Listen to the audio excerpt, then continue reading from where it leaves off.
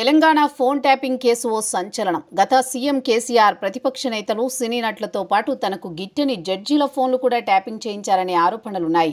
దీనిపై విచారణ జరుగుతోంది. ఈ కేసులో ఏవన్గా ఉన్న ప్రభాకర్ రావు ఇటీవలే హైదరాబాద్కు వచ్చారు. ఏసీబీ విచారణ చేస్తోంది. ఈ క్రమంలో ఏపీ పీసీసీ చీఫ్ దివంగత ముఖ్యమంత్రి వైఎస్ఆర్ తనయ షర్మిల బాంబు పేల్చారు. తెలంగాణలో సంచలనం రేపిన ఫోన్ ట్యాపింగ్ కేసు కొత్త మలుపు తీసుకుంది. Andhra Pradesh Congress committee AP PCC అధ్యక్షురాలు వైఎస్ షర్మిల తన ఫోన్ కూడా ట్యాప్ చేయబడినట్టు సంచలన ఆరోపణలు చేశారు.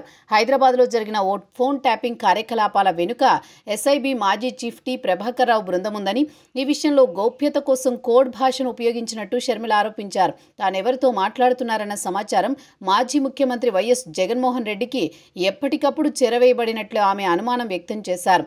ఈ ఆరోపణలు తెలంగాణ, ఆంధ్రప్రదేశ్ రాజకీయ వర్గాల్లో తీవ్ర చర్చనీయాంశంగా మారాయి.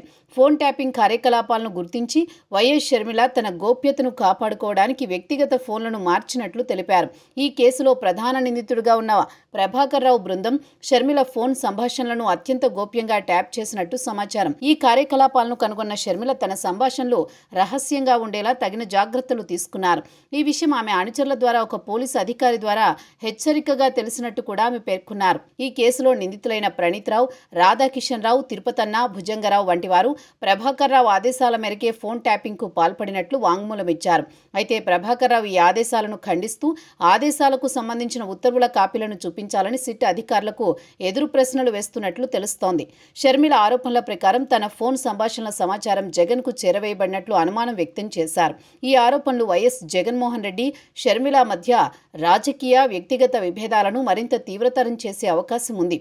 గతంలో షర్మిల జగన్పై వైఎస్ ఆస్తులకు సంబంధించి కేసులు, వ్యక్తిగత ఆరోపణలు చేసిన సందర్భాలు ఉన్నాయి. ఈ ఫోన్ ట్యాపింగ్ వ్యవహారం ఆమె ఆరోపణలకు మరింత బలం చేకూర్చే అంశంగా కనిపిస్తోంది. సిట్ ఈ కేసులో దర్యాప్తును ముమ్మరం చేసింది. ప్రభాకర్ రావు సహా ఇతర నిందితుల సెల్ ఫోన్లు, ల్యాప్టాప్లు, హార్డ్ డిస్క్లను స్వాధీనం చేసుకుని ఫోరెన్సిక్ సైన్స్ ల్యాబొరేటరీ ద్వారా డేటా రికవరీ చేస్తోంది. ఈ రికవరీ డేటా ఆధారంగా హైకోర్టు న్యాయమూర్తులు, రాజకీయ నాయకులు, జర్నలిస్టుల ప్రొఫైల్స్ను రూపొందించి నిఘా పెట్టినట్టు వెల్లడైంది. ఈ కేసులో మరిన్ని కీలక విషయాలు వెలుగులోకి రావచ్చని సిట్ అధికారులు భావిస్తున్నారు. ఫోన్ ట్యాపింగ్ కేసు తెలంగాణ రాజకీయాల్లో పెను సంచలనం సృష్టిస్తోంది. వైఎస్ షర్మిల ఫోన్లపై నిఘా ఆరోపణలు, జగన్కు సమాచారం చేరవేయబడిన అనుమానాలు ఈ కేసుకు కొత్త కోణాన్ని జోడించాయి. సిట్ దర్యాప్తు మరింత లోతుగా కొనసాగుతోన్న నేపథ్యంలో ఈ కేసు రాజకీయ, చట్టపరమైన పరిణామాలపై ఆసక్తి నెలకొంది.